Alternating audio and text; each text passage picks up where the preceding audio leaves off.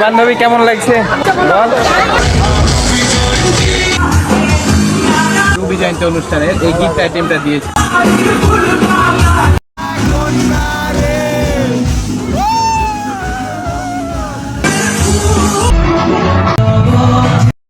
আসসালামু আলাইকুম এভরিওয়ান, কি অবস্থা সবাই? সকালে কেমন আছেন? আমি ব্লগার সাব্বির ওরফে সাখাওয়াত হোসেন। সকাল সকাল রবি জয়ন্তী অনুষ্ঠানে যাওয়ার জন্য আমি প্রথমে বের হয়ে গেলাম বাসা থেকে। এরপর কলেজ প্রাঙ্গণে এসে দেখি উদ্বোধনী অনুষ্ঠান শুরু হয়ে গিয়েছে। এই অনুষ্ঠানের উদ্ভাবন করেন রাজশাহী বিভাগীয় কমিশনার। এক পর্যায়ে আমিও জাতীয় সঙ্গীত গাইলাম, মনে হচ্ছিল ছোটবেলায় ফিরে গিয়েছি। তারপর দিনের শুরুতে বেলুন উড়িয়ে আজকের কার্যক্রম শুরু হলো। তারপর কলেজ প্রাঙ্গণ থেকে র্যালি বের হয়ে প্রথমে চলে গেলাম সাহেব বাজার, তারপর চলে গেলাম রাজশাহী কলেজ, তারপর চলে গেলাম জাদুঘর মোড়। সেই জাদুঘর মোড়ে আমাদের এই র্যালির আজকের কার্যক্রমটা শেষ হয়। এরপর যে যার মতো অটোতে আমরা চলে যাই রাজশাহী চিড়িয়াখানায়। চিড়িয়াখানায় ঢুকার পর আমাদের প্রথমে হাতে স্টিকার পরে নিতে হয়। আমরা সবাই মিলে মঞ্চের দিকে এগোতে থাকলাম।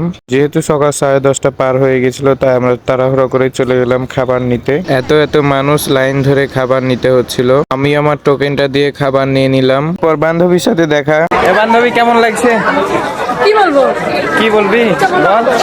তারপর জাহেদের সাথে দেখা শেষ করে আমরা আবারও চলে গেলাম অনুষ্ঠানের প্রোগ্রামে। তারপর এসে খাওয়া দাওয়া গুলো শেষ করে নিলাম। পানি, ডিম, কলা, বিস্কিট সবকিছু দিয়েছিল সকালের নাস্তায়। আমি যেহেতু এখন ঢাকায় আছি, তাই অনেক আওয়াজ এবং আমার গলার ভয়েসও ঠিক নেই। গলা একদম ভেঙে গেছে ঠান্ডা লেগে। হাই, কেমন লাগছে? কেসা লাগ রা হ্যায় রবি জয়ন্তীতে? ভালো। তারপর একটু চিড়িয়াখানাটা ঘুরে দেখলাম। এসো মিলি প্রিয় প্রাঙ্গণে প্রাণের টানে রবি জয়ন্তী বরেন্দ্র কলেজ আমাদের গিফট দিয়েছিল প্রথমে একটা বই, যেখানে ছিল স্মারকলিপি এবং বিভিন্ন স্পন্সরের নাম, একটি বরেন্দ্র কলেজের প্যাড ও একটি সাথে কলম। এখন কলেজ সম্পর্কে অনেক বক্তব্য চলবে এবং সেগুলো দেখার জন্য নাকি বসে থাকতে হবে, যা বিরক্তি লাগছিল। তাই অনেক চারিদিক ঘুরে দেখছিলাম এবং তার কিছুক্ষণ পর দুপুর হয়ে যায় এবং আমাদের খাবারটি দিয়ে দেয়। খাবারের মেনুতে খুব ভালো আইটেম ছিল। যাই হোক, আপনারা এক নজর দেখে নিন। প্রোগ্রামের কফি স্টল থেকে আমি আমার 67 ওয়াটের চার্জারটি হারিয়েছি। দুঃখজনক হলেও এটাই সত্যি। কেউ যদি নিয়ে গিয়ে থাকেন অবশ্যই দিয়ে যাবেন।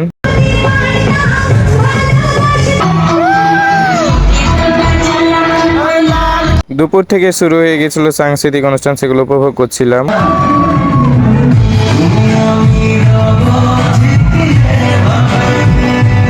রাত আম্বানি ও বিথি আম্বানি আপুর ডান্স দেখতে পেলাম। তারপর বিথি আপুর রাতকে টিকিট তুলে দিল লটারির এবং তাদের প্রেমের কাহিনীগুলো শোনাচ্ছিল মঞ্চে এসে। এরপর রাতে কনসার্টে চলে আসে ইমরান ভাই এবং কিছুক্ষণের মধ্যে আমরা তার গানগুলো শুনতে পাই।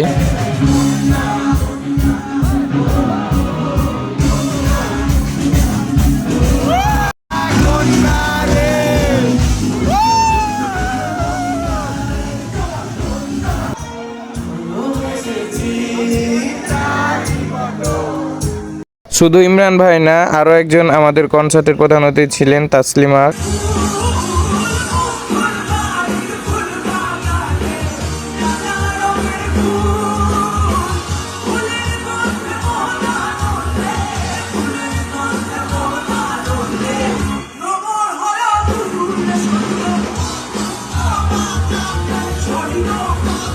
এই তো ছিল আজকের ভিডিও। আর আমরা ঢাকা যাওয়ার প্ল্যান করছিলাম, খুব শীঘ্রই ঢাকার ব্লগ আসতেছে।